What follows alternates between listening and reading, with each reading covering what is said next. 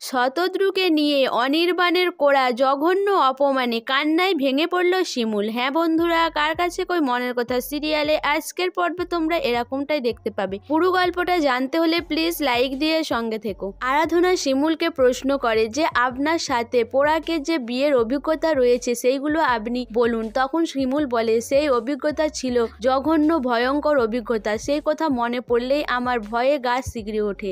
বিয়ের প্রথম থেকেই পোড়াক ব্যানার্জি আর তার মা আমাকে একদম সহ্য করতে পারতো না, আমার সাথে সব সময় খারাপ ব্যবহার করত। পোড়াক ব্যানার্জির ভাই পলাশ ব্যানার্জি, সেও তার সাথে তাল মেলাতো, সেও আমাকে সহ্য করতে পারতো না।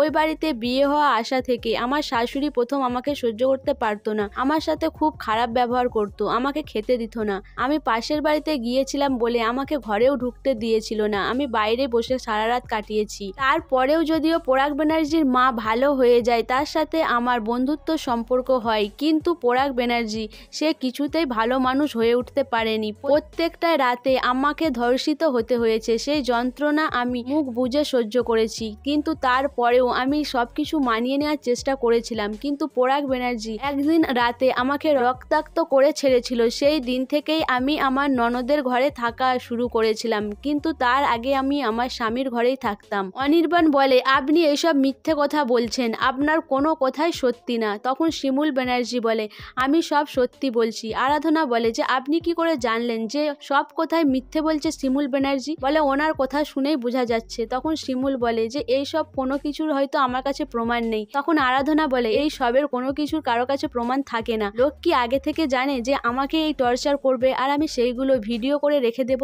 এটা কি কোনোদিনও সম্ভব? মহামান্য আদালত, আপনিই বলুন। তখন জজ সাহেব বলেন যে অনির্বাণ বাবু আপনি বসুন, আরাধনা দেবীকে এখন প্রশ্ন করতে দিন, আপনার যখন সময় হবে আপনিও প্রশ্ন করবেন। শিমুল ব্যানার্জি বলে তারপরেই পোড়াক ব্যানার্জির একটা মেয়ের সাথে সম্পর্ক হয় প্রিয়াঙ্কা বলে, তাকে নিয়ে বাড়িতে আসতো, আমার সামনেই তারা ঘনিষ্ঠ অবস্থায় সময় কাটাতো। আমার সাথে ডিভোর্স দেওয়ার জন্য পোড়াক ব্যানার্জি আমাকে চাপ দিতে থাকে। আমার সাথে ডিভোর্স হওয়ার পরেই তার 7 দিন না কাটতে কাটতে তারা বিয়ে ঠিক করে ফেলে, আর পোড়াক ব্যানার্জি তার বিয়েতে আমাকে নিমন্ত্রণ করে।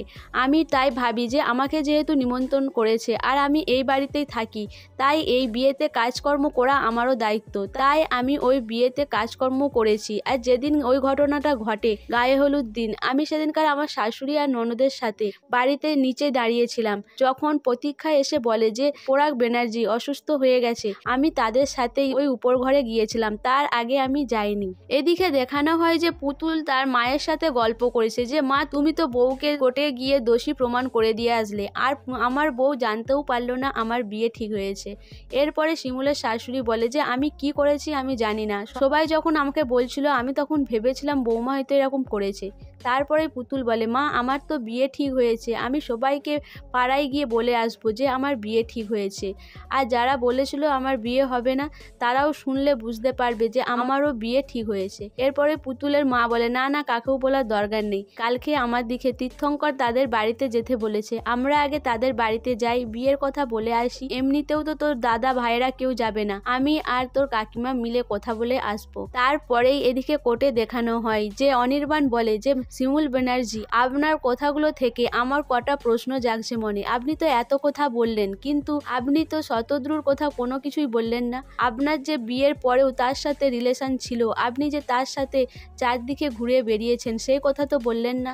তখন শিমুল বলে যে আমার সাথে তার কোনো সম্পর্ক ছিল না, শুধু সে আমার দিকে কটা প্রোগ্রাম ধরিয়ে দিয়েছিল আর সেই জন্যই তার সাথে আমার দেখা সাক্ষাৎ হতো, সে আমার শুধুই বন্ধু, তার বাইরে অন্য কিছু নয়। তখন অনির্বাণ বলে যে আপনি মিথ্যে কথা বলছেন, আপনার সাথে শতদ্রুর একটা সম্পর্ক ছিল, আপনি বিবাহিত হয়েও একটা পরপুরুষের সাথে চারদিকে ঘুরিয়ে বেরিয়েছেন, কোন স্বামী সেটা মেনে নিতে পারে? ওই জন্যই আপনার স্বামী আপনার উপর বিশ্বাস রাখতে পারেনি, আপনি একজন খুবই বাজে ধরনের মহিলা। এই কথা শুনে শিমুল কান্নায় ভেঙে পড়ে। শিমুল বলে আমি এরকম কিছুই করিনি, আপনারা চাইলে শতদ্রু এখানে আছে, তাকে প্রশ্ন করে জেনে নিতে পারেন।